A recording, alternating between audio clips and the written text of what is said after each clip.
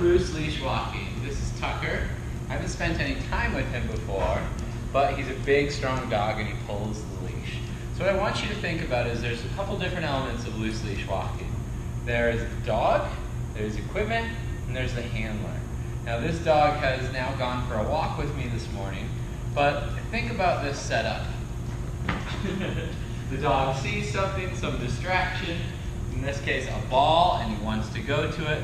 He pulls to it, I'm off balance. So, a couple different things we can do to help us out. Okay? Make the environment more likely the dog can learn. So, remove distractions when I'm teaching. It'll be important to add these distractions back in later on. B, I'm going to use equipment in my favor. So I'm going to put a chest harness. This dog's pulling from his neck. Opposition reflex is going to get stronger and stronger. Also, that's kind of a sensitive part of the dog's body. I don't want him putting a lot of weight on his trachea. So I'm just going to put him on a quick little chest harness. This is going to help immensely because when he goes to pull, I can get low and turn, and the dog has to follow the center of his mass. Now another thing's just happened there. I initiated leash pressure. So something we always think about when we're doing dog training is the concept of positive reinforcement. If I'm popping the leash and pulling on it, I'm certainly starting to condition a negative aversive. So one thing I like to do with dogs in the beginning, got some treats behind me, is initiate leash pressure. Good, good, good, yes, good boy. And just teach him whenever you feel this uncomfortable thing, good, good, good, yes. Come into it to the point where if he feels 2 fingers of pressure, good boy. Yes, good, very good, Tucker. Good. And then it becomes like power steering. If you can get you and the dog connected through 2 fingers of pressure, so this leash isn't constantly tight, you're going to start to build a relationship where you're actually going to use the leash as a communication tool. Third is my handling skills. There's a big difference between a reactive handler who's not paying any attention to their dog and pulling them around versus an active handler who's saying, okay, I'm going to initiate this walk. So essentially first we're going to teach him what we want. Tucker, pressure in, good, good, good. Yes, rewarding him on my left side. That's going to be my goal for him. We walk, pressure, get low, good boy, yes. So now he's learning leash pressure, he's learning equipment, he's learning placement, yes.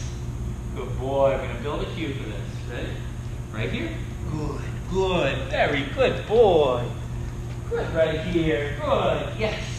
Very good. Notice sometimes I give multiple rewards, but I'm also using my voice. I'm using the tone and quality of my voice to talk to him, give him reinforcement. I've met this dog once.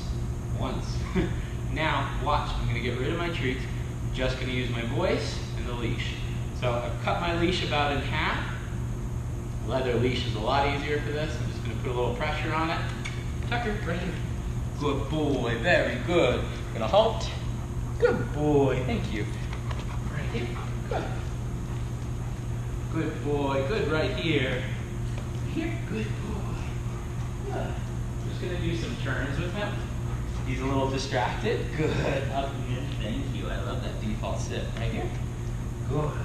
Good boy, pressure in. I turn, release. Watch my left turn. Pressure in, turn, release. So I'm using pressure, release, leash pressure. Good boy. Good. So he's starting to get this default halt when the leash goes tight. Now I'm getting this default stall. What's happening is the leash is becoming slack more often. So there's more reinforcement opportunities if I teach him how to work through leash pressure. If I teach him pressure, pressure, pressure, treat, he's like, cool. If somebody goes like this, get closer to him, or look at him. It's a great little halt at street corners. You want to get back to this slack and leash. So be a proactive handler. Don't wait for the leash to get tight. Teach your dog how to work through pressure. Good boy. Good. And then the leash can become a nice little subtle cue for your dog to halt or sit next to you. Yes. Good boy. This is not a dog who's done a lot of training. He's done about 5 minutes. He's literally done no more than that. So I changed a couple of things. His equipment, got opposition reflex working in my favor. If I pull this way, he tends to lean back, versus if I pull this way, he tends to pull forward. And I've given him a ton of reinforcement. What a good boy. Yes, yes you are. And Tucker, Actually, while he likes food, he would rather play. Okay, you ready?